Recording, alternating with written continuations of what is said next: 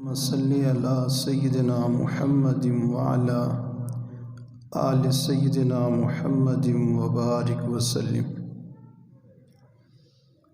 پاک ہے وہ ذات جس نے ہر چیز کو جوڑا جوڑا بنایا۔ آج یہاں پر ہماری حاضری ہمارے بھائی جنید صاحب اور اسی طرح ہمارے بھائی وحید احمد صاحب کے نکاح کے سلسلے میں ہوئی، تو دل چاہتا ہے اسی حوالے سے چند باتیں کر لی جائیں۔ امید ہے انشاءاللہ سب کو فائدہ ہوگا۔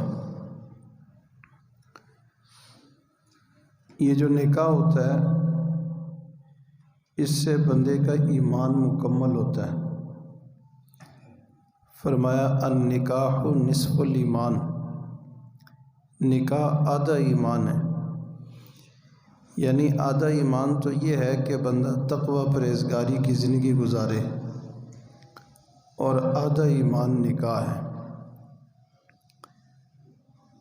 احادیث مبارکہ میں اور بھی ایسی چیزیں ہیں جن سے ایمان مکمل ہونے کا بتلایا گیا۔ ایمان مکمل ہونے کا مطلب یہ ہے کہ باقی ساری محنت ہو جائے، بس آخری اینٹ باقی ہو، وہ اینٹ لگانے سے ایمان کی عمارت مکمل ہو جائے۔ جیسے گھر بناتے ہیں نا، تو آخر میں تھوڑا سا کام رہ جاتا ہے تو کہتے جی اب اس کی تکمیل ہو رہی ہے۔ طالب علم مدرسہ پڑھتا ہے، آخری سال میں جاتا ہے تو کہتے ہیں اس کی تکمیل ہو رہی ہے۔ بچہ حفظ کرتا ہے تو آخری پارے میں پہنچتا ہے تو کہتے ہیں اس کی تکمیل ہو رہی ہے۔ اسی طرح کچھ چیزیں ایسی ہیں کہ ان کو ایمان کی تکمیل فرمایا گیا۔ چنانچہ ارشاد فرمایا اکمل المؤمنین ایمانا احسنہم خلقا، سب سے کامل ایمان اس کا ہوگا جس کے اخلاق سب سے زیادہ کامل ہوں۔ ایک ہوتا ہے انسان ظاہری انسان، ایک ہوتا ہے باطنی انسان۔ یہ جو اندر کا انسان ہے نا، اس کو ٹھیک کرنے کا نام اچھے اخلاق ہے، کہ دل کے اندر دوسروں کے لیے خیر خواہی کا جذبہ ہو، دل کے اندر دوسروں کے لیے محبت ہو، ہمدردی ہو، اور انسان کسی کا بھی برا نہ سوچے، کسی کے لیے بھی انسان برائی نہ کرے۔ اس کو کہتے ہیں اچھے اخلاق۔ جب انسان دل سے دوسرے کا تھوڑا سا کھولیں اس کو، دل سے دوسرے کی خیر خواہی چاہتا ہے تو کبھی بھی انسان دوسرے کے ساتھ بد اخلاقی نہیں کر سکتا۔ ہاں، دل کے اندر کینہ بغض بھرا ہو تو پھر انسان بات بات پہ دوسرے سے بد اخلاقی کرتا ہے۔ تو جو بندہ اخلاق کو جتنا زیادہ اچھا کرے گا، فرمایا اس کا ایمان مکمل ہو جائے گا۔ ایک حدیث پاک میں ارشاد فرمایا ایک بندہ ساری رات اللہ کی عبادت کرتا ہے اور پورا دن روزہ رکھتا ہے، بعض مرتبہ وہ اتنے بلند درجے تک نہیں پہنچتا جتنا کہ اچھے اخلاق والا بندہ اچھی بات کر کے اس مقام تک پہنچ جاتا ہے۔ اچھے اخلاق کا اتنا درجہ ہے کہ ہمیشہ دوسروں کے ساتھ اچھے اخلاق کے ساتھ پیش آنا۔ اللہ اکبر کبیرہ۔ دوسری چیز ارشاد فرمایا من احب للہ و ابغض للہ، جو دوسروں کے ساتھ اللہ کے لیے محبت کرے، اللہ کے لیے بغض رکھے، اللہ کے لیے دے اور اللہ کے لیے نہ دے، یعنی جہاں نہ دینے کی جگہ وہاں اللہ کے لیے رک جائے، تو فرمایا فقد استکمل الایمان، اس نے اپنے ایمان کو مکمل کر لیا۔ غرض کہ ہر کام اللہ کے لیے کرے، مومن کا ہر کام اللہ کے لیے ہوتا ہے۔ آپ کا یہاں آنا، بیٹھ کے بیان سننا، جمعہ کی نماز پڑھنا، دعا میں شامل ہونا، یہ سب اللہ کے لیے۔ میرا یہاں آنا، بیان کرنا، یہ سب اللہ کے لیے۔ تو مومن بندہ کوئی کام اپنے نفس کے لیے نہیں کرتا، کسی اور انسان یا مخلوق کو خوش کرنے کے لیے نہیں کرتا، بلکہ اللہ کی رضا کے لیے کرتا ہے۔ اس کا چلنا، اس کا بیٹھنا، اس کا بولنا، ہر کام اللہ کی رضا کے لیے۔ قرآن مجید میں ایک بڑی عجیب آیت ہے، ارشاد فرمایا، آپ کہہ دیجئے ان صلاتی و نسکی و محیای و مماتی للہ رب العالمین۔ اے پیارے نبی جی، آپ فرما دیجئے میری نماز، میری قربانی، میرا روزہ، میرا چلنا، میرا بیٹھنا، میرا بولنا، میرا آنا، میرا جانا، ہر کام کس کے لیے ہے؟ للہ رب العالمین، اللہ رب العالمین کے لیے۔ جس بندے کو یہ بہترین صدقہ جاریہ حاصل کرنے کے لیے اس ویڈیو کو شیئر کرنا مت بھولیں۔ جزاک اللہ۔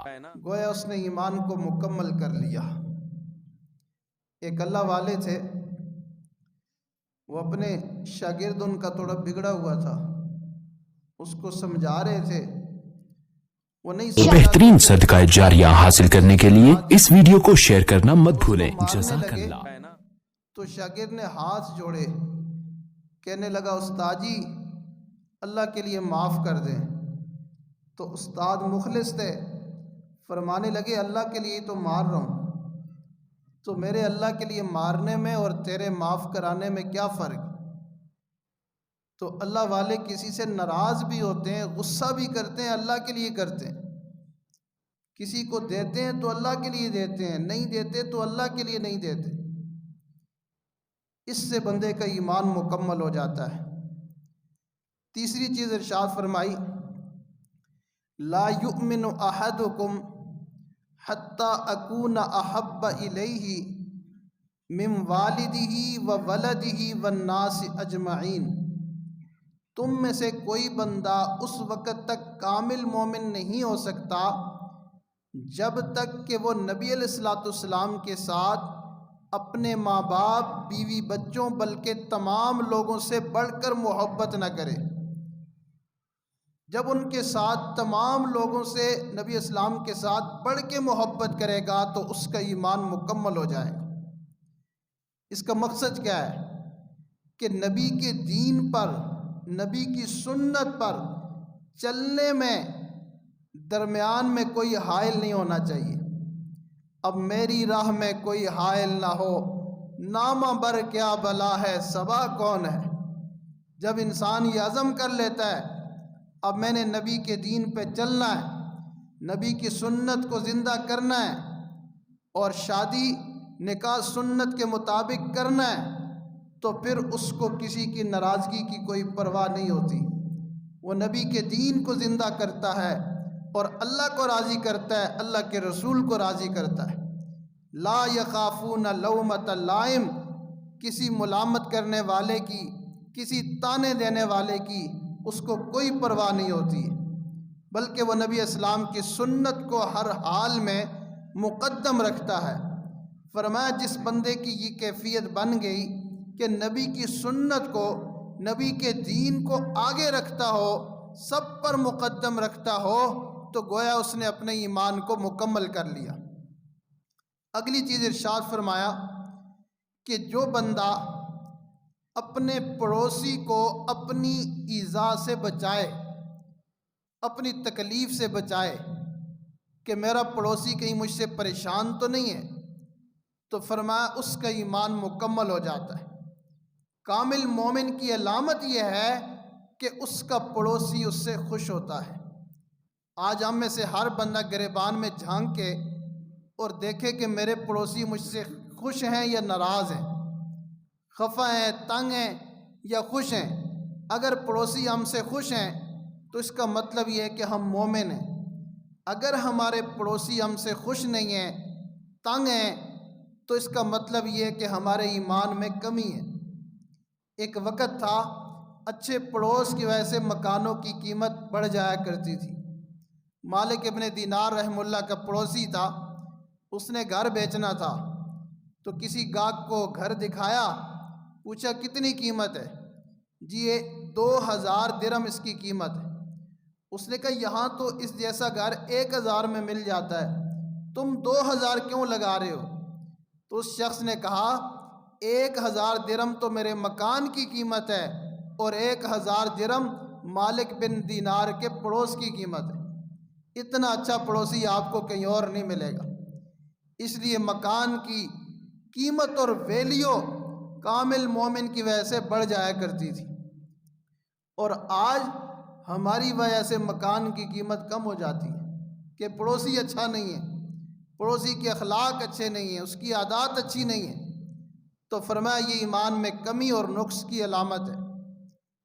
اس کے بعد اگلی چیز ارشاد فرمایا لا یؤمن احدکم حتی یحب لاخیہ ما یحب لنفسہ، تم میں سے کوئی بندہ اس وقت تک کامل مومن نہیں بن سکتا جب تک اپنے بھائی کے لیے وہی پسند نہ کرے جو اپنے لیے پسند کرتا ہے۔ آج ہم اپنے لیے اور پسند کرتے ہیں، بھائی کے لیے اور پسند کرتے ہیں۔ وراثت تقسیم ہو رہی ہو، ہر بھائی یہ چاہتا ہے بس مجھے زیادہ مل جائے، مجھے ڈبل مل جائے، دوسروں کو ملے یا نہ ملے اس کی کوئی پرواہ نہیں۔ تو یہ کامل مومن نہیں ہے۔ کامل مومن تو وہ ہوتا ہے وَيُؤْثِرُونَ عَلَىٰ أَنفُسِهِمْ وَلَوْ كَانَ بِهِ خَصَاصَةٌ، کہ وہ اپنی جان پر دوسروں کو ترجیح دیتے ہیں چاہے خود تنگی برداشت کر لیں۔ ہمارے حضرت جی کے خلیفہ تھے عبد الوہاب شاہ صاحب رحمہ اللہ، وہ ایک مرتبہ کسی بیان میں گئے تو حضرت جب بیان کے لیے جاتے تھے ہر گھر کا کھانا نہیں کھاتے تھے، کسی کی کمائی پاک ہوتی ہے، کسی کی ناپاک ہوتی ہے، تو حضرت اپنے ساتھ دلیا لے کے جاتے تھے، وہ ٹفن میں رکھا ہوتا تھا، جہاں بھوک لگتی تھی تھوڑا سا کھا لیتے تھے۔ تو بیان کے بعد میزبانوں نے کھانا لگایا اور سب کو بلایا کہ آئیں جی کھانا کھا لیں۔ تو حضرت نے اپنے ساتھیوں سے کہا کہ جاؤ دسترخوان پہ کھانا لگا ہے کھا لو، میں نے تو تھوڑا سا دلیا کھانا ہے۔ جب وہ ساتھی جانے لگے تو دل میں خیال آیا کہ اپنے لیے تو میں دلیا پسند کر رہا ہوں اور ان کے لیے میں دوسروں کے گھر کا کھانا پسند کر رہا ہوں، تو یہ تو مومن کی علامت نہیں ہے۔ پھر دوبارہ ان ساتھیوں کو بلایا کہ فقیرو آ جاؤ، پہلے میرے ساتھ دلیا کھاؤ، اس کے بعد اگر کھانا کھانا ہوا تو کھا لینا، نہ کھانا ہوا تو نہ کھانا۔ تو ساتھی حیران ہوئے کہ پہلے خود ہمیں بھیجا ہے، پھر بلا لیا ہے، تھوڑا سا دلیا ہے، ہم کھائیں گے تو حضرت کو تو لقمہ بھی نہیں آئے گا۔ لیکن حضرت نے حدیث سنائی، فرمایا نہیں، اس وقت تک بندہ مومن نہیں ہو سکتا جس وقت تک دوسرے کے لیے وہی پسند نہ کرے جو اپنے لیے پسند کرتا ہے۔ تو ہم دوسروں کو اپنے اوپر ترجیح دیں۔ وہ ایسے اللہ والے تھے، ان کا دل اتنا نرم تھا، ایمان والوں کی علامت ہے نا ان کا دل نرم ہوتا ہے، ان کا دل اتنا نرم تھا کہ وہ سکول ماسٹر تھے، گھر سے کھانا لے کر سکول جایا کرتے تھے۔ تو ایک دفعہ ٹفن میں کھانا لے کے گئے تو کھانا کھا کر وہاں ٹفن رکھا اور واپسی پر ٹفن اٹھا کے گھر لے آئے۔ جب گھر میں اس کو کھولا تو اس کے اندر چمٹیاں تھیں، تو پریشان ہو گئے کہ یہ چمٹیاں تو سکول کی ہیں، ان کو اٹھا کے میں لے آیا، یہ اپنے خاندان سے جدا ہو گئی۔ اللہ اکبر کبیرہ۔ دوبارہ ٹفن بند کیا اور واپس چلے گئے، وہاں سکول میں جا کر اس ٹفن کو جھاڑا اور پھر واپس آئے۔ اللہ والوں کے دل ایسے ہوتے ہیں چمٹیوں کو بھی تکلیف نہیں پہنچاتے۔ ایک اللہ والے تھے نا، رات کو سردی کی راتوں میں تہجد کے لیے جاگے، نماز پڑھنے لگے تو گرم گرم بستر میں بلی آ کے سو گئی۔ واپس آئے، اب رات تو لمبی تھی، سوچا کہ کچھ دیر بستر میں بیٹھ جاتے ہیں یا لیٹ جاتے ہیں، لیکن بستر میں بلی آرام فرما تھی۔ سوچا کہ اس کو اٹھاؤں گا تو اس کو تکلیف ہوگی، خود ساری رات سردی میں گزار لی مگر بلی کو تکلیف نہیں پہنچائی۔ تو کامل ایمان والے ایسے ہوتے ہیں۔ ہمارے دادا پیر مرشد عالم پیر غلام حبیب رحمہ اللہ کی شان، ایک مرتبہ اپنی گھر والی کو غصے میں ڈانٹ دیا۔ اللہ والوں کو بھی غصہ آتا ہے، لیکن غصے میں وہ ناجائز نہیں کرتے، جائز بات کرتے ہیں، غصے میں گالی نہیں دیتے، کیونکہ کسی مومن کو گالی دینا یہ فسق و فجور ہے۔ اللہ اکبر، کتنے لوگ ہوتے ہیں دیندار بھی کہلاتے ہیں، مذہبی بھی کہلاتے ہیں، لیکن ان کی زبان پہ گالیاں ہوتی، اور بیوی کو گالی دینا گناہ ہی نہیں سمجھتے۔ اللہ کے بندے وہ بھی مسلمان ہیں، اور مسلمان کو گالی دینا فسق و فجور ہے، بندہ فاسق ہو جاتا ہے۔ اللہ والوں نے ڈانٹ دیا، اس کے بعد نماز کو چلے گئے، دل پریشان ہے کہ گھر والی کو ناراض کر کے آیا ہوں، ڈانٹ کے آیا ہوں، وہ بھی پریشان ہوگی۔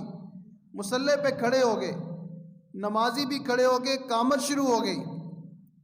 اب حضرت کا دل بے چین ہے کہ کیسے نماز پڑھاؤں۔ اقامت ختم ہو گئی، گوارا نہ ہوا، فرمانے لگے 2 منٹ صبر کرو، میں گھر سے ہو کے آتا ہوں۔ دوبارہ گھر گئے اور جا کے بیوی سے کہا، اللہ کی بندی تجھے ڈانٹ کے گیا ہوں، میرے ضمیر نے گوارا نہیں کیا کہ ایک اللہ کی بندی کا دل دکھا کے میں اللہ کی عبادت کروں، تم اللہ کے لیے مجھے معاف کر دو۔ اہلیہ نے کہا، حضرت آپ نے جائز ڈانٹا، آپ بڑے ہیں، آپ معافی نہ مانگیں۔ فرمانے لگے، نہیں، اللہ کے لیے ایک دفعہ کہہ دو میں نے معاف کیا۔ بیوی نے کہا میں نے معاف کیا، تو پھر جا کے حضرت واپس آئے اور آ کر نماز پڑھائی۔ تو اللہ والے ایسے ہوتے ہیں، جب ایمان مکمل ہوتا ہے تو انسان کا دل بھی پھر ایسے نرم ہوتا ہے۔ آج ہم کہتے ہیں جی اللہ والوں کی صحبت میں کیا ملتا ہے، تو ہم کہتے ہیں اللہ والوں کی صحبت میں کیا نہیں ملتا، نہ کتابوں سے، نہ وعظوں سے، نظر سے پیدا۔ دین ہوتا ہے اللہ والوں کی نظر سے پیدا۔ اللہ والوں کی نظر سے انسان بن جاتا ہے، اس کو جینے کا طریقہ آ جاتا ہے، اس کو بیوی بچوں کے ساتھ رہنا آ جاتا ہے، اس کو اپنے گھر میں، اپنی برادری میں رہنا آ جاتا ہے، اخلاق سیکھ لیتا ہے، باطنی روحانی بیماریوں کا علاج کر لیتا ہے۔ اللہ والے یہ روحانی طبیب ہوتے ہیں، چھوٹے چھوٹے نسخے ایسے بتا دیتے ہیں کہ انسان کو پھر شفا مل جاتی ہے۔ ایک صاحب حضرت تھانوی رحمہ اللہ کے پاس آئے، حضرت بیوی بچوں پہ غصہ بہت آتا ہے۔ حضرت نے فرمایا، یہ بتاؤ غصہ حق پہ آتا ہے کہ ناحق آتا ہے؟ کہنے لگے، حضرت غصہ آتا تو حق پہ ہی ہے۔ اچھا یہ بتاؤ بقدر حق آتا ہے یا زیادہ آتا ہے؟ تو کہنے لگا، حضرت کبھی تولا تو نہیں ہے، پتہ نہیں زیادہ آتا ہے کہ برابر آتا ہے۔ فرمایا، اچھا جب غصہ آتا ہے کیا کرتے ہو؟ تو کہنے لگا، بچوں کو چھتر لگاتا ہوں۔ اچھا کتنے لگاتے ہو؟ حضرت 5-6 لگا دیتا ہوں۔ فرمایا 5-6 نہ لگایا کرو، صرف 1-2 لگا لیا کرو، یہی کافی ہے۔ تو یہ اللہ والے ہوتے ہیں کہ غصہ آنا برا نہیں ہے، لیکن اعتدال کے اندر ہو۔ غصہ ایک اچھی چیز بھی ہے، اس سے انسان برائی کو روکتا ہے اور اپنا دفاع کرتا ہے، دین کا دفاع کرتا ہے۔ لیکن جب غصے میں انسان بے قابو ہو جاتا ہے تو پھر انسان ناجائز کام کر لیتا ہے۔ اس لیے نبی اسلام نے ارشاد فرمایا، پہلوان وہ نہیں ہے جو غصے میں آ کر دوسرے کو بچھاڑ دے، پہلوان تو وہ ہے جو غصے میں آ کر اپنے آپ کو کنٹرول کر لے، برداشت کر لے، صبر کر لے، تحمل کر لے، یہ پہلوان ہے۔ تو اللہ والوں کی صحبت میں انسان ایسی چیزیں سیکھتا ہے، اس کی زندگی بن جاتی ہے اور وہ صحیح معنوں میں انسان بن جاتا ہے۔ ہمارے ایک استاد محترم فرمایا کرتے تھے، انسان بن تو نہ سکے لیکن انسانوں کو دیکھا ضرور ہے، ہمیں انسان اور بیل کا فرق معلوم ہے کہ یہ بیل ہے اور یہ انسان ہے۔ تو ظاہر میں سب کی دو آنکھیں، دو ہاتھ، دو پاؤں ہوتے ہیں، لیکن باطنی صفات کی وجہ سے کوئی تو انسان ہوتا ہے اور کوئی انسان نما حیوان ہوتا ہے، جانور ہوتا ہے۔ یہ وہ چیزیں ہیں جن سے انسان کا ایمان مکمل ہوتا ہے۔ اس کے بعد ارشاد فرمایا الطہور نصف الایمان، صفائی ستھرائی پاکیزگی یہ بھی آدھا ایمان ہے۔ انسان اپنے جسم کو پاک رکھے، باوضو رہے، غسل بر وقت کر لے، کپڑے پاک رہیں، چیٹوں سے بچے، منہ کی صفائی رکھے، اور اسی طرح اپنے گھر کی صفائی رکھے، گھر کے باہر کے حصے کی صفائی رکھے۔ یہ پاکی کو پسند کرنا یہ اللہ کو پسند ہے۔ ارشاد فرمایا ان اللہ یحب التوابین ویحب المتطہرین، اللہ توبہ کرنے والوں کو بھی پسند فرماتے ہیں اور اللہ پاک صاف رہنے والوں کو بھی پسند فرماتے ہیں۔ آخری اور سب سے اہم چیز ارشاد فرمایا اذا تزوج العبد فقد استکمل نصفہ فلیتقی فی الباقی، فرمایا کہ جس بندے نے نکاح کر لیا اس نے آدھا ایمان مکمل کر لیا، اس کو چاہیے باقی آدھے میں تقوی اختیار کرے، باقی آدھے میں تقوی اختیار کرے، پرہیزگاری کی زندگی گزارے تو وہ کامل مسلمان بن جائے گا۔ اب دیکھیں یہ جو نکاح ہے نا، یہ انسان کی جنسی ضرورت ہے۔ اب بھوکے بندے کو بھوک لگ رہی ہوتی ہے، اب اس کو کھانے کو کچھ نہ ملے تو کیا کرے گا؟ وہ کسی سے چھین کے کھائے گا، کسی کا اٹھا کے کھائے گا، حلال نہیں ملتا تو حرام کھائے گا۔ اسی طرح یہ بھی ایک جنسی ضرورت ہے، تو اللہ تعالیٰ نے اس کے لیے حلال طریقہ رکھا کہ نکاح کر لو، اس سے تمہاری ضرورت پوری ہو جائے گی۔ تو جب تک نکاح نہ ہو، اگر کوئی بندہ اللہ نہ کرے برائی کر لے، بدکاری کر لے، تو شریعت کہتی ہے اس کو 100 کوڑے لگاؤ، اور اگر نکاح کر کے پھر ایسا کام کرے تو شریعت کہتی ہے اس کو سنسار کرو، پتھر مار مار کے اس کو ہلاک کر دو، کیونکہ نکاح کے بعد اب تو کسی کی طرف میلان دھیان رکھنے کی گنجائش ہی نہیں ہے۔ اللہ نے حلال طریقے سے تمہاری ضرورت کو پورا کر دیا۔ اس لیے یہ جو تقوی ہے یہ شادی سے پہلے بھی ہونا چاہیے اور شادی کے بعد اس سے بھی زیادہ ہونا چاہیے، کہ شادی کے بعد بندے کی کامل توجہ اللہ کی طرف ہو۔ ہمارے حضرت فرماتے ہیں آج کا نوجوان آدھی زندگی پہلی شادی کی فکر میں گزارتا ہے اور بقیہ آدھی زندگی دوسری شادی کی فکر میں گزار دیتا ہے، تو ساری زندگی شادی کے چکروں میں گزر جاتی ہے، اللہ کی بندگی اور تقوی کی نعمت اس کو نصیب نہیں ہوتی۔ یاد رکھیں جہاں تقدیر ہوتی ہے وہ ہو کے رہتی ہے، جب ہوتی ہے وہ ہو کے رہتی ہے۔ انسان کو ان چکروں اور فکروں میں نہیں پڑنا چاہیے، بلکہ اپنے دل و دماغ کو خالی کر کے ہمیشہ یاد الہی میں لگنا چاہیے، اللہ تعالیٰ کی یاد میں رہنا چاہیے۔ اور شادی کے بعد پھر ایک دوسرے پر حقوق آ جاتے ہیں، بیوی پر شوہر کے حقوق، شوہر پر بیوی کے حقوق۔ جب وہ ایک دوسرے کے حقوق ادا کرتے ہیں تو ان کا ایمان مکمل ہو جاتا ہے، ان کی نمازوں کا اجر بڑھ جاتا ہے، عبادت کا اجر بڑھ جاتا ہے، اور ان حقوق کو ادا کرنے سے اللہ راضی ہو جاتا ہے۔ فرمایا جو بیوی اس حال میں فوت ہو کہ اس کا شوہر اس سے راضی ہو، سیدھی جنت میں جائے گی، اس نے اپنے شوہر کے حقوق ادا کیے۔ عورت جب گھر میں نیک نیتی کے ساتھ صفائی کرتی ہے اس کو ثواب ملتا ہے، گھر کی چیزوں کی سیٹنگ کرتی ہے، ایک ایک چیز اٹھا کے رکھنے پر اللہ 10 نیکیاں عطا فرماتے ہیں اور اس کے 10 گناہوں کو معاف فرما دیتے ہیں۔ عورت جب اپنے ماں باپ سے ملنے کے لیے جاتی ہے، ایک ایک قدم پر اس کے گناہ معاف ہوتے ہیں اور اس کے نامہ اعمال میں نیکیاں لکھی جاتی ہیں۔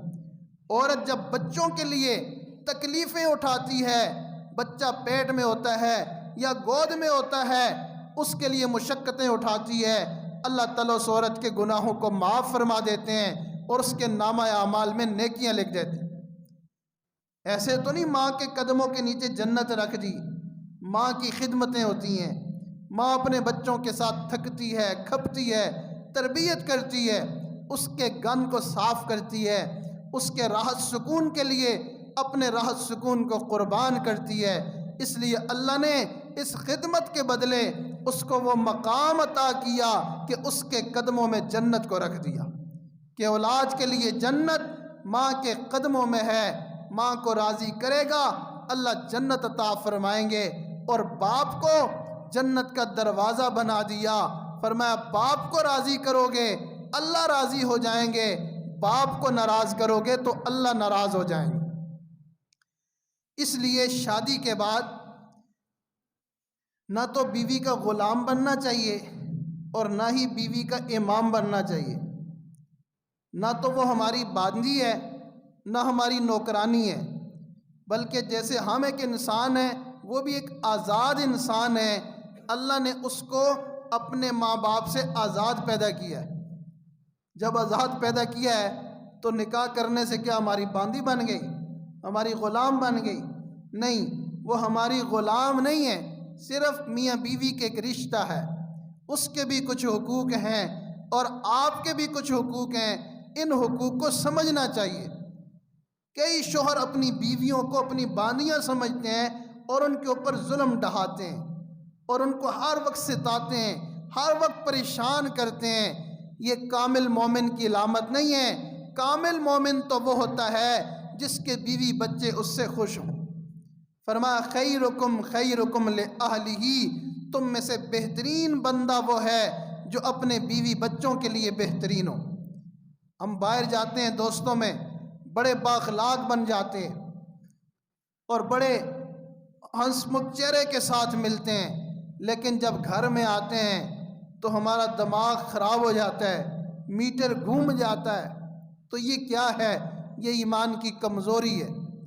کامل ایمان والا جو ہوگا وہ اپنے بیوی بچوں کے ساتھ اچھا رویہ رکھے گا، ان کی باتوں کو برداشت کرے گا، صبر و تحمل کے ساتھ چلے گا اور ان کو درگزر کرے گا۔ بیوی ہے نا، دشمن تو نہیں ہے۔ اپنے ماں باپ کو چھوڑ کر تمہارا گھر آباد کرنے کے لیے آئی ہے، تمہارا گھر بسانے کے لیے آئی ہے، اور تم اس کو دشمن سمجھ کے ہر وقت اس کے ساتھ لڑائیاں کرتے ہو۔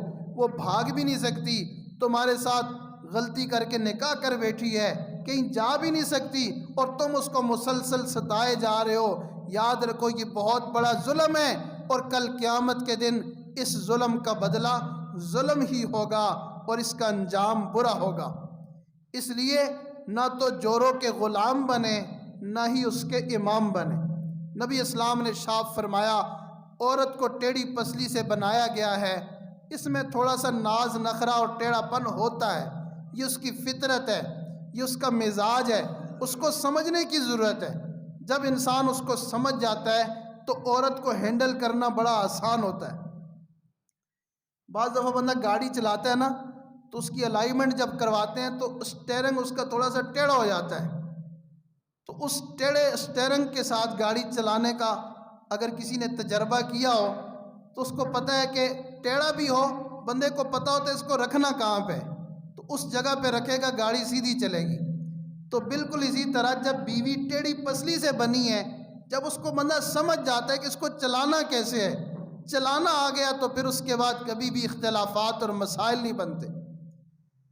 اللہ اکبر کبیرہ۔ بعض بیویاں، ایک خاتون ہمارے پاس آئی، بڑی پریشان تھی، پردے میں اس نے بات کی تو کہنے لگی میرے شوہر کا بی پی ہر وقت ہائی رہتا ہے، ہر وقت ہائی رہتا ہے، کوئی وظیفہ بتا دیں اس کو بہت غصہ آتا ہے۔ تو میں نے جب حالات لیے کہ بی پی کیوں ہائی رہتا ہے تو مجھے جو تجربہ ہوا، میں نے کہا اس لیے ہائی رہتا ہے کہ تمہارا لو رہتا ہے، کبھی تم بھی ہائی کر لو تو انشاءاللہ اس کا برابر ہو جائے گا۔ مسلسل بیویوں پہ زیادتی کر رہے ہوتے ہیں، وہ بیچاری آگے سے بولتی نہیں ہے تو یہ شیر بن رہے ہوتے ہیں۔ یہ غصہ اتنا چلاک ہے کہ ہمیشہ کمزور پہ آتا ہے، کسی طاقتور پہ غصہ نہیں آئے گا۔ یہ بی پی تم باہر جا کے کسی دوسرے انسان پر ہائی کرو، 1 منٹ میں لو نہ کر دے تو پھر بتانا۔ بیوی پہ تمہارا بی پی ہائی ہوتا ہے، کسی نوجوان پہ کیوں ہائی نہیں ہوتا؟ وہ تمہارا لو کر کے دکھائے گا کہ کیسے اس کو لو کیا جاتا ہے۔ تو اس لیے ہر وقت میرا بی پی ہائی رہتا ہے، یہ شیطانی بہانہ ہے، شیطانی چکر ہے۔ یہ بی پی ہم خود ہائی کرتے ہیں، ہائی ہوتا نہیں ہے، خود کرتے ہیں۔ ہمارے اندر غصے کی بیماری ہے اور ہم اس غصے کو ٹھیک نہیں کر سکتے۔ نبی اسلام نے ارشاد فرمایا، غصہ آگ سے ہے، اگر غصہ آ جائے پانی پی لو، وضو بنا لو، کھڑے ہو بیٹھ جاؤ، بیٹھے ہو لیٹ جاؤ اور خاموش ہو جاؤ، نبی علیہ الصلوۃ والسلام پر درود پاک پڑھو، انشاءاللہ یہ غصہ کنٹرول میں آ جائے گا۔ یہ ہے اس بی پی کی گولی، اس کو آپ زبان کے نیچے رکھیں گے تو انشاءاللہ بی پی لو ہو جائے گا، ٹھیک ہو جائے گا۔ قرآن مجید میں ارشاد فرمایا، ہن لباس لکم وانتم لباس لہن، یہ بیویاں تمہارا لباس ہیں اور تم ان کا لباس ہو۔ تو بیوی لباس بندے کی زینت ہوتا ہے، بیوی انسان کی عزت ہوتی ہے، لباس بندے کو گرمی سردی سے بچاتا ہے، بندے کے عیبوں کو چھپاتا ہے۔ تو بیوی بھی انسان کے لیے زندگی میں اس کی رفیقہ حیات ہوتی ہے، سکون کا ذریعہ ہوتی ہے۔ تو وہ جو رفیقہ حیات ہے اس کو رفیقہ حیات ہی سمجھنا چاہیے، اس کو کچھ اور نہیں سمجھنا چاہیے۔ ہن لباس لکم وانتم لباس لہن۔ ایک مرتبہ ایک پروفیسر صاحب تھے، انہوں نے کوئی ورکشاپ کی، ہیپی میرڈ لائف، خوشگوار ازدواجی زندگی اس عنوان پر۔ تو بہت سارے مرد بھی اور عورتیں بھی جمع تھے۔ تو اس نے ایک لڑکی کو کھڑا کیا جو شادی شدہ تھی، اس کو کہا کہ تم یہ بورڈ کے اوپر اپنے 20 قریبی رشتہ داروں کے نام لکھو جن کے ساتھ تمہیں محبت ہے، جو تمہیں اچھے لگتے ہیں۔ اس نے لکھا ماں باپ، بچے، شوہر، بھائی بہن، ماموں، چاچو، خالہ، پھوپھی، سب لکھا، 20 رشتے پورے کر لیے۔ پروفیسر صاحب نے کہا کہ اب اس میں سے 10 کو جو ذرا دور کے ہیں ان کو مٹا دیں اور جو 10 قریبی ہیں ان کو بچا لیں۔ تو جو گھر سے باہر ہوتے ہیں نا، پھوپھی، خالہ، ماموں، چچا، ان کو اس نے مٹا دیا، گھر کے افراد رہ گئے۔ پروفیسر صاحب نے کہا اس میں سے 5 اور مٹا دیں۔ اس نے اس میں سے بھی کچھ رشتے مٹا دیے اور پیچھے جو ہے ماں باپ رہ گئے اور جو ہے اسی طرح بچے رہ گئے اور اسی طرح شوہر باقی رہ گیا۔ تو اس کے بعد جو ہے پروفیسر صاحب نے کہا ایسا کرو، اس میں سے بھی آپ 3 رشتے مٹا دو۔ اب وہ بڑی سوچتی رہی کہ 3 رشتے کون سے مٹاؤں، شوہر کو مٹاؤں، بچوں کو مٹاؤں، ماں کو مٹاؤں، باپ کو مٹاؤں، کس کو مٹاؤں؟ اللہ اکبر کبیرہ۔ بڑے سوچ و بچار کے بعد اس نے ماں باپ کے نام بھی مٹا دیے، پیچھے 2 رشتے رہ گئے، ایک طرف شوہر ہے، دوسری طرف بچے ہیں۔ اب پروفیسر نے کہا ان میں سے بھی جو تمہارا زیادہ قریب ہے اس کو چھوڑ دو اور دوسرے کو مٹا دو۔ اب اس لڑکی پہ بڑا امتحان تھا کہ اب بچوں کا نام مٹاؤں یا شوہر کا نام مٹاؤں۔ کچھ دیر اس نے اپنے دماغ سے سوچا اور اس کے بعد آنکھوں میں آنسو تھے اور اس نے بچوں کا نام بھی مٹا دیا۔ سارا مجمع حیران کہ اس کو اپنے شوہر سے بڑی محبت ہے، ماں باپ کو بھی چھوڑ دیا، بچوں کو بھی چھوڑ دیا، اپنے گھر والے کے لیے اس سے اتنی محبت ہے۔ پروفیسر صاحب نے کہا نہیں، اس کی وجہ یہ خود بتائے گی۔ اس لڑکی سے پوچھا کہ بتاؤ تم نے سارے رشتے مٹا دیے، ایک شوہر کو بچا لیا، اس کی وجہ کیا ہے؟ اس لڑکی نے کہا کہ سارے رشتے محبت والے ہیں، سارے رشتے پیار والے ہیں، لیکن باقی تو گھر سے باہر ہوتے ہیں، گھر والے رشتے زیادہ کام آتے ہیں، لیکن جب بچی کی شادی ہو جاتی ہے ماں باپ بھی پیچھے رہ جاتے ہیں، آگے یا شوہر ہوتا ہے یا بچے ہوتے ہیں، اور پھر جب بچوں کی شادی ہو جاتی ہے وہ بھی اپنا الگ الگ ہو جاتے ہیں۔ آخری وقت تک جو 2 رشتے ہمیشہ ساتھ رہتے ہیں جن کو کہا گیا ہن لباسٌ لکم وانتم لباسٌ لہن، وہ صرف اور صرف میاں بیوی کا رشتہ، صرف اور صرف شوہر اور بیوی کا رشتہ۔ اس لیے اللہ تعالیٰ نے ارشاد فرمایا ہن لباس لکم وانتم لباس لہن، وہ تمہارا لباس ہیں اور تم ان کا لباس ہو۔ تو اس لیے اس رشتے کی بڑی حفاظت کرنی چاہیے، اس رشتے کا بڑا خیال رکھنا چاہیے۔ دنیا میں سب سے پہلے قائم ہونے والا رشتہ ماں باپ کا نہیں ہے، سب سے پہلے قائم ہونے والا رشتہ میاں بیوی کا ہے۔ آدم علیہ السلام کا پہلا رشتہ بیوی سے ہوا تھا یا اولاد سے ہوا تھا؟ نہیں، اماں حوا علیہ السلام اور آدم علیہ السلام، سب سے پہلا رشتہ دنیا میں میاں بیوی کا رشتہ ہے۔ اور زندگی میں سب سے آخری رشتہ جو ہوتا ہے وہ بھی میاں بیوی کا ہوتا ہے، جو ہمیشہ آخری دم تک ایک دوسرے کے ساتھ رہتے ہیں، بوڑھے ہو جاتے ہیں لیکن پھر بھی ایک دوسرے کے دکھ درد میں شریک رہتے ہیں اور ایک دوسرے کے لیے دعائیں مانگتے رہتے ہیں۔ اس لیے اس رشتے کی حفاظت کرنی چاہیے۔ ہیپی وائف ہیپی لائف، جس کی بیوی اچھی اس کی زندگی اچھی۔ بیوی اچھی ہو نا، چونکہ مستورات بھی سن رہی ہیں، ان کو بھی نصیحت حاصل کرنی چاہیے، تو پھر گھر جنت بن جاتا ہے۔ اور بیوی اگر اچھی نہ ہو تو پھر گھر جو ہے جہنم بن جاتا ہے۔ ایک واقعہ سنا کے میں بات کو ختم کرتا ہوں۔ ایک مستری تھا، وہ یہ گھر وغیرہ بناتا تھا، تو ایک بادشاہ نے اپنا محل بنوانا تھا، تو اس مستری کو بھی بلا لیا، اور بھی تھے، نوجوان تھا، تو وہ اتنا چست ہوتا تھا کہ ایک بندہ دن میں 10 بندوں کے برابر کام کیا کرتا تھا۔ بادشاہ بڑا حیران کہ یہ نوجوان بہت کام کرتا ہے، تو پوچھا تو ایک وزیر بڑا سمجھدار تھا، اس نے کہا بادشاہ سلامت، اس کی وجہ یہ ہے کہ یہ بندہ گھر سے خوش ہے، اور جو بندہ گھر سے خوش ہو نا تو وہ بڑے بڑے کام کر جاتا ہے۔ تو بادشاہ نے کہا یہ کیا حکمت ہے کہ گھر سے خوش ہے تو کام زیادہ کرتا ہے؟ ایسی کوئی بات نہیں۔ وزیر نے کہا بادشاہ سلامت آپ آزما لیں۔ اچھا جی کیسے آزمائیں؟ وزیر نے کہا اس کا بھی انتظام میں کرتا ہوں۔ اس نے کسی بڑھیا کو پکڑا، اب بڑھیا فتنے کی پڑیا، اس کے ذمہ لگایا کہ تم اس عورت کے گھر جاؤ، اس شخص کے گھر جاؤ اور گھر کا ماحول دیکھو کیسا ہے۔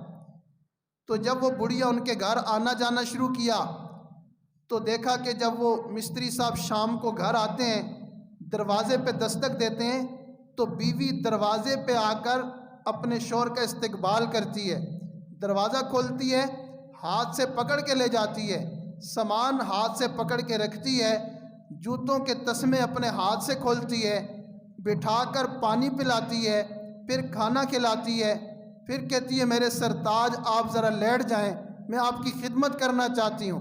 وہ لیٹ جاتا ہے تو بیوی خدمت کرتے کرتے اس کو سلا دیتی ہے۔ صبح کا جب وقت ہوتا ہے وہ اٹھتا ہے، سارا سامان اس کا تیار کر کے حاضر رکھا ہوتا ہے، ناشتہ کرواتی ہے اور جوتے پہناتی ہے، سامان ہاتھ میں دے کر دروازے تک جا کر اس کو جو ہے روانہ کرتی ہے، ضیاف کرتی ہے۔ تو اس وجہ سے اس کے گھر کا ماحول تو بہت اچھا ہے۔ تو بادشاہ کو بتایا، بادشاہ نے کہا اچھا ایسا کرتے ہیں کہ گھر کا ماحول تھوڑا سا ڈسٹرب کرتے ہیں، پھر پتہ چلے گا کہ یہی وجہ ہے یا کوئی اور وجہ۔ تو اس بڑھیا سے بات کی، بڑھیا نے کہا کوئی مسئلہ نہیں، گھر کا ماحول خراب کرنا میرے لیے منٹوں کا کام ہے، میں کر سکتی ہوں۔ بڑھیا فتنے کی بڑھیا۔ تو اس بڑھیا نے کیا کیا کہ جب وہ مستری کام پہ گیا، پیچھے جا کے اس کی بیوی کو بدگمان کیا کہ تم اپنے میاں کے ساتھ اتنی اچھی ہو، وہ تو کسی اور کی طرف میلان رکھتا ہے، وہ تو ایسا ہے ویسا ہے فلاں ہے۔ اب وہ عورت سوچنے لگ گئی کہ میں اتنا کچھ کرتی ہوں اور وہ کسی اور کی طرف میلان رکھتا ہے۔ تو اب وہ دل میں منفی سوچ اور منفی باتیں ہر وقت گردش کرنا، اس بیوی کا موڈ خراب ہو گیا۔ اگلے دن جب شام کو وہ مستری صاحب گھر آئے، دروازے پہ دستک دی، بیوی اپنے کمرے میں لیٹی رہی، چھوٹے بچے کو بھیجا جاؤ دروازہ کھول دو۔ اب بچے نے جب آ کے دروازہ کھولا تو وہ حیران کہ یہ کیا مسئلہ ہے، آج بیوی دروازے پہ نہیں آئی۔ اندر آیا تو سامان بھی خود ہی رکھنا پڑا، تو سر میں ہلکا ہلکا درد شروع ہو گیا۔ اس کے بعد جوتے بھی خود ہی کھولنے پڑے، تو وہ پین جو ہے بڑھتا گیا۔ اب اس کے بعد کہا جی میں نے پانی پینا ہے، تو بیوی نے کہا فریج سے پی لو۔ اس نے کہا جی کھانا کھانا ہے، گرم کر کے کھا لو۔ بیوی اپنی جگہ سے نہیں ہلی۔ اب اس نے کھانا کیا کھانا تھا، ساری رات سوچتا رہا کہ مسئلہ کیا ہے۔ اس کو رات کو نیند بھی نہ آئی، پریشان تھا۔ اب صبح کو جانا تھا تو اس نے کہا جی ناشتہ، بیوی نے کہا نشتہ، ناشتہ نشتہ، کوئی ناشتہ واشتہ نہیں ہے، جاؤ جا کے کام کرو۔ اس نے کہا جوتا، بیوی نے کہا مجھے کیا پتہ۔ اس نے کہا سامان، مجھے نہیں پتہ، لے جائیں۔ خیر وہ بیچارہ پریشان، اب کیا کروں۔ تو جب بیوی ناراض ہوتی ہے نا، انسان کو دن میں تارے نظر آ جاتے ہیں۔ اس کو بھی تارے نظر آنے لگے، گھر کا ماحول سارا خراب ہو گیا۔ اب پریشان پریشان کام پہ گیا، اور اوپر جب چڑھا اس پہ پیڑ پہ، نیچے سے مزدور اینٹ پھینک رہے، کبھی وہ پکڑ رہے کبھی نیچے گرا رہے، کبھی سیدھی لگا رہے کبھی ٹیڑھی لگا رہے۔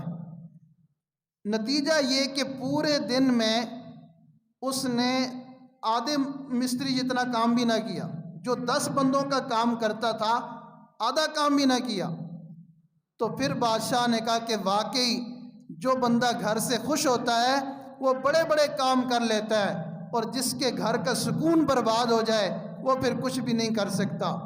اس لیے ہمیں بھی چاہیے کہ ہم اپنے گھروں کے ماحول کو اچھا کریں، دینداری کا ماحول بنائیں، محبت کا ماحول بنائیں، نرمی کا ماحول بنائیں، شریعت سنت کا ماحول بنائیں۔ انشاءاللہ اللہ تعالیٰ کی طرف سے ہمارے گھروں پر رحمتیں نازل ہوں گی، برکتیں نازل ہوں گی، اور ہمارے یہ گھر جنت کا نمونہ بن جائیں گے۔ قرآن مجید میں اللہ تعالیٰ نے ارشاد فرمایا کہ اگر تم ایمان والے ہو، اچھے اعمال کرو گے، دین پر عمل کرو گے، اللہ تمہارے دلوں میں محبتیں ڈال دیں گے۔